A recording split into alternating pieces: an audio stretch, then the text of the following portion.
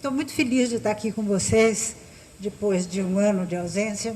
De fato, eu estou me retirando dos cursos de graduação. Minha aposentadoria está para sair nesses dias. E eu me aposento não pela minha vontade, mas compulsoriamente. Isso. Não é... Aqui era uma ocasião de eu estar em contato com os jovens mais jovens. Não é?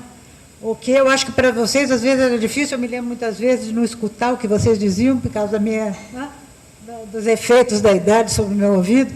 Mas a alegria de estar junto com vocês foi sempre muito produtiva para mim. Bem, o meu tema é um pouco amplo. Eu gosto sempre de generalizações muito gerais. Por isso, vou jogar algumas ideias, talvez até algumas que eu já tinha apresentado para vocês durante as aulas que eu dei, mas que, para mim, são um tema que é vital ainda, muito importante para ser debatido, e porque eu creio que ele não está claro. As palavras do professor aqui me suscitaram novas reflexões sobre as coisas que eu ia dizer. É claro que ainda não sedimentei essas reflexões, mas algumas delas me diziam, não, eu não penso assim. Então, será que eu estou correta? Esses debates são bastante produtivos para a gente repensar o que já pensou. Bem, meu tema é da modernidade à pós-modernidade, fluxos e o design do futuro. Vejam que o tema é amplo. Não é? Então, vamos começar tentando conceituar um pouco. O que eu entendo por design? Eu entendo desígnio. Design como um projeto amplo que se constitui como uma proposição social, para a vida social. Não é apenas o desenho de um objeto, embora esse desígnio possa e deva estar contido no desenho de um objeto material. Todo objeto tem um significado, e quem sabe destrinchar esse significado pode perceber neles muitas implicações que dizem respeito às diretrizes que se propõem ou que se está assumindo dentro de uma sociedade. Então, é possível fazer uma leitura dos conteúdos simbólicos dos objetos. E isso o design tem que saber fazer, não é? Ele tem que entender o que é que ele está transmitindo. Ele tem que reunir no seu projeto tecnologia. O professor Marcos, que dava aula comigo, cansou de enfatizar esse ponto. Ele tem que dominar uma técnica, uma tecnologia. Ele tem que ter um conteúdo estético, que vai depender da época, não é? Qual é o gosto da época, qual é o gosto de cada um de nós, nessas várias tribos que o professor procurou apresentar, a importância delas hoje. E ele tem que ter um conteúdo ético. Este conteúdo ético, que, do ponto de vista do sociólogo, tem que ser enfatizado. Os outros professores podem fazer as outras coisas melhor do que eu. Então, o sentido geral da minha fala é tentar chegar a esse ponto e deixar para vocês a bomba de qual é o conteúdo ético do trabalho que vocês vão realizar. Eu não posso responder por isso. Não é? Bem, então, o que eu entendo por fluxos? Aí vai também uma questão que as palavras do professor me fizeram pensar. Eu entendo o fluxo de uma maneira muito mais carregada de poder do que ele. Eu entendo os fluxos como tendências que advêm de forças políticas e econômicas que estão presentes na sociedade. Então, mesmo a ideia de que hoje o mundo está tão fragmentado, talvez venha de um fluxo dominante, de uma ideologia dominante que percorre a sociedade como um todo. E se há um fluxo, quer dizer, e se há dominação, ela tem focos, não é? Ela tem localizações, tanto na estrutura social como na estrutura espacial. Não é? Há regiões do mundo e há pessoas no mundo que têm mais capacidade de determinar os fluxos sociais, os fluxos culturais. Então, nesse sentido, a fragmentação, ela pode ser uma resposta a essa força, mas essa força existe. não é? Então, o professor se referiu aqui ao mercado. A palavra mercado é um eufemismo. O que é um mercado? É como se cada um de nós fosse à feira e escolhesse que tomate quer comprar. Não é bem assim, a gente acaba comprando no Pão de Açúcar, no mercado, um tomate embalado que vem muitas vezes podre dentro do pacote. A liberdade do comprador, não é uma ficção. E especialmente numa sociedade em que nós estamos hoje, em que a produção, a venda é toda controlada por algumas poucas companhias no mundo inteiro. Então, a formação do gosto está toda submetida à propaganda. E essa diversidade talvez seja para fomentar vários diferentes compradores dentro do mercado. Mas que esses compradores formam o mercado, é isso que eu discordo. O mercado para a venda é um, o mercado de compra é outro. O mercado de compra é controlado. O mercado de venda é disputado, e alguns têm mais poder dentro dele.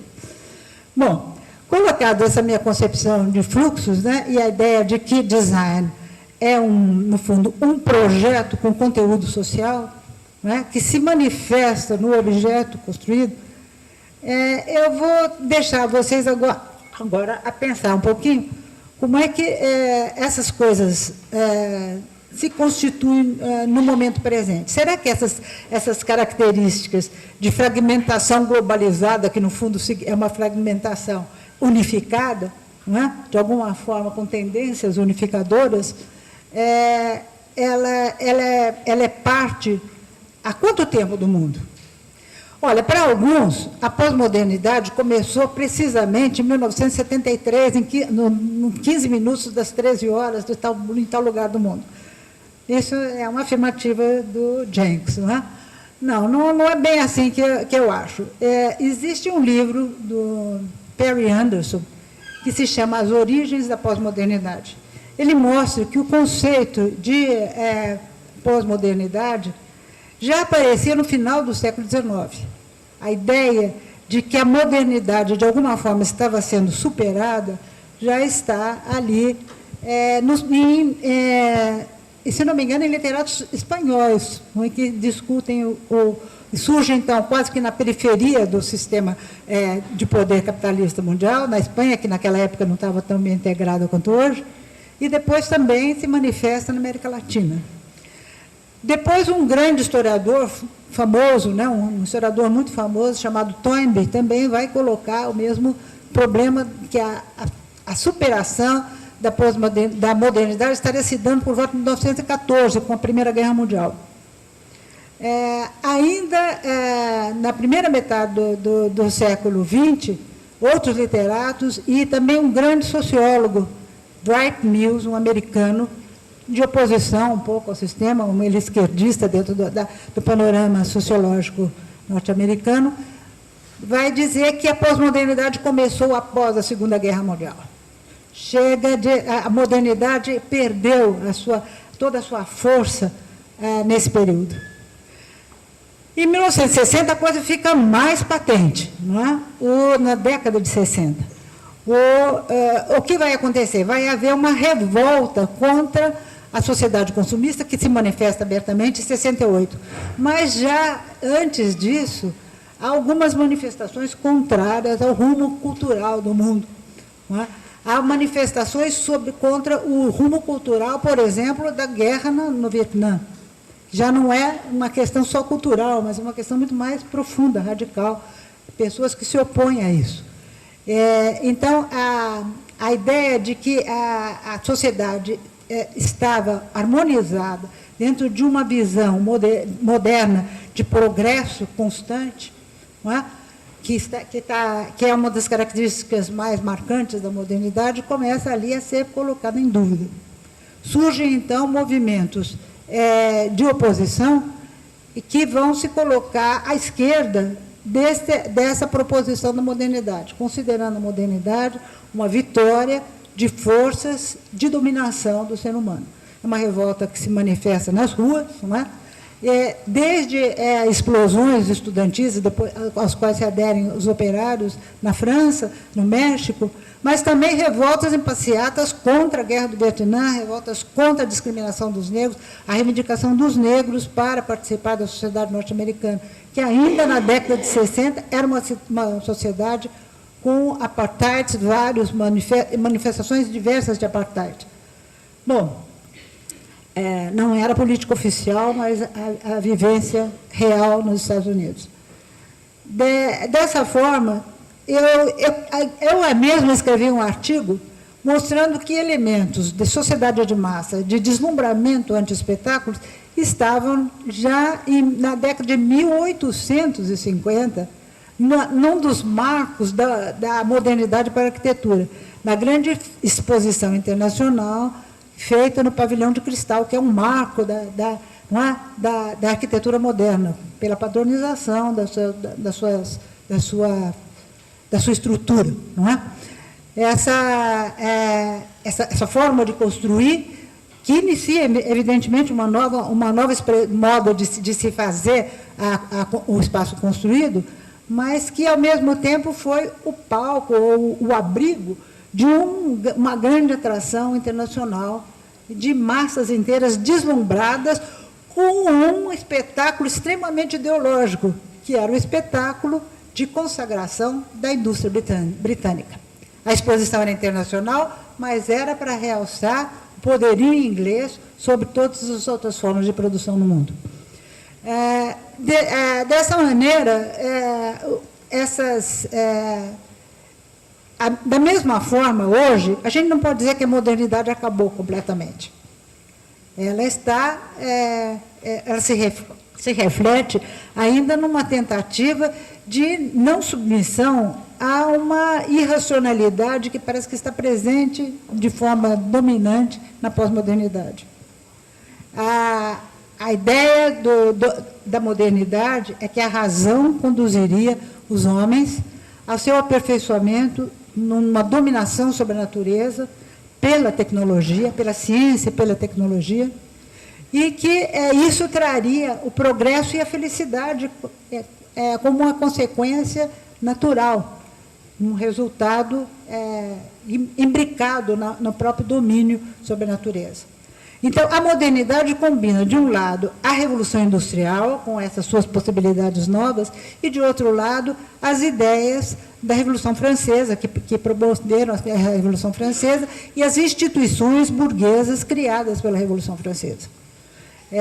Então, a reforma de todo o antigo regime das instituições, das leis, das práticas consagradas pela sociedade derivada do feudalismo, não é? Foram um início, um marco dessa proposta de uma nova era de progresso constante, que foi a modernidade. Essa promessa, ela foi sacudida, ela foi quase que destruída no século XX com as duas guerras mundiais. Um dos grandes pensadores marxistas sobre a cultura, Walter Benjamin, ele se inicia entusiasmado com a tecnologia, mas, ao chegar, ele acaba se suicidando quase no final da guerra, mas na década de 30 ainda, melhor. Ele se suicida por desespero, por ver que ele mesmo não tinha saída, porque era judeu e estava fugindo da Gestapo, e também porque ele via que a tecnologia era realmente uma armadilha para o ser humano. Então, a descrença nas promessas da pós-modernidade, elas vão aumentando ao longo do tempo. O final da Segunda Guerra Mundial trouxe novas esperanças, porque aí as disputas internacionais entre o mundo capitalista e socialista, entre as classes sociais europeias, que estavam extremamente empobrecidas depois da guerra, levaram a uma tentativa de racionalização das políticas. Aliás, alguma tentativa nesse sentido já vinha desde antes da guerra, na questão de controle da crise de 29. as práticas do governo Roosevelt, baseadas na teoria do Keynes, foram práticas de introdução de uma racionalidade na ação do Estado, evitando a atuação irracional do mercado. Bem, mercado significa aí a atuação do capitalismo concorrendo contra si mesmo, as várias empresas capitalistas concorrendo contra si mesmo. Então, mas esse período, que é um período, inclusive, depois da Segunda Guerra Mundial, um período de descolonização no mundo, vai trazer esperanças. É um período, inclusive, atinge o Brasil como uma fase desenvolvimentista, então a superação do colonialismo, do atraso desses países não industrializados ainda, a grande época dourada dos anos 50 brasileiros, sob o governo Juscelino Kubitschek, fazem parte desse quadro mundial de realmente algum progresso distribuído. Mas, ao mesmo tempo, o modelo americano da sociedade de consumo de massa, de um Fordismo, que é a produção em massa e consumo de massa, vai chegar à Europa também.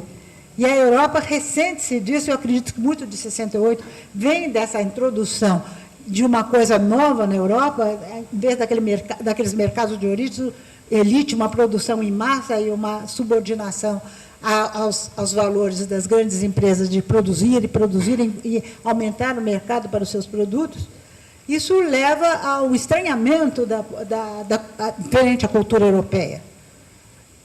Bem, então, a revolta contra essa nova expressão do capital, que para alguns, para alguns autores, por exemplo, Jameson, que é um dos clássicos do estudo da pós-modernidade, ele encara esse momento a partir de um teórico marxista, Mandel, como sendo o momento da formação de uma nova etapa do capitalismo que teria originado toda a cultura pós-moderna.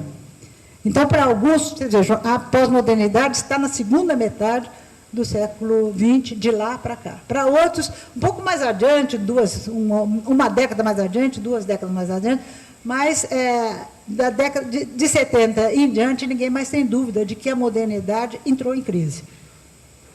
Bem, entrou em crise, mas não significa que desapareceu. Esses ideais, de certa forma, convivem com os da pós-modernidade. Então, a descrença da pós-modernidade na razão levou muitos filósofos a mostrar que acabaram-se as grandes narrativas. O que significa isso? Interpretações globalizantes, totalitárias da realidade sociocultural. A concepção do capitalismo como uma totalidade veio do Marx, não é? Mesmo Hegel, antes dele, pretendiam dar umas explicações todo inclusivas que encaixassem cada detalhe num todo. A descrença disso, a descrença começa até com a descrença em Deus, não é? Como uma verdade revelada que unifica todo o entendimento do mundo. Deus está morto, disse Nietzsche, né? E assim, isso no século, na segunda metade do século XIX, Marx está morto. O segundo grande profeta que revela a verdade é considerado morto nesse período. Então, essa fragmentação a que se referiu o professor, de gostos, ele falou em termos de gostos, eu estou falando em termos de visão do mundo, não é? Essa fragmentação vai levar a um relativismo total. Cada um na sua. Era até o anúncio de cigarros. Hoje os cigarros estão sendo banidos, mas fez sucesso o anúncio, acho que era do Charme, que dizia cada um na sua. Então, você pensa o que você quiser, eu penso o que eu quiser, e não há problema. Não existe mais a noção de verdade. Não existe. Esses valores foram sendo colocados de lado. E o problema, não existe verdade, não existe realmente também um problema ético. Cada um faz o que bem entender. A sociedade se acomoda e os nichos para as várias posturas culturais vão se estabelecendo. Eu acho que vocês, como designers, podem estar um pouco abismados ou confusos perante tantas possibilidades. Quando a escolha é múltipla, quando a escolha é muita, às vezes a gente não consegue chegar a nenhuma escolha. Mas é preciso chegar a elas. E, por isso, eu acho que alguns elementos da modernidade nos podem nos dar algum guia nesse momento. É preciso recuperar a razão. Só as emoções, só a sensibilidade são importantíssimas, sem dúvida. Os românticos já faziam uma crítica da modernidade dizendo que sufocava a sensibilidade. Não é? Mas é preciso combinar a sensibilidade com a razão. Mas não a razão instrumental que serve às finalidades simplesmente de salve-se quem puder. Não é? Não há mais normas éticas, cada um faz o que bem entendeu, sendo bem-sucedido, ali está a prova de que era boa a sua escolha. Não se trata disso. Se a gente pretende viver em sociedade, num mundo que consiga harmonizar diferentes interesses, é preciso também combinar razão e sensibilidade. Como é que dentro desta confusão vocês vão trabalhar no futuro? Eu não sei, eu só posso recomendar o seguinte, que é preciso considerar que vocês não estão sozinhos no mundo.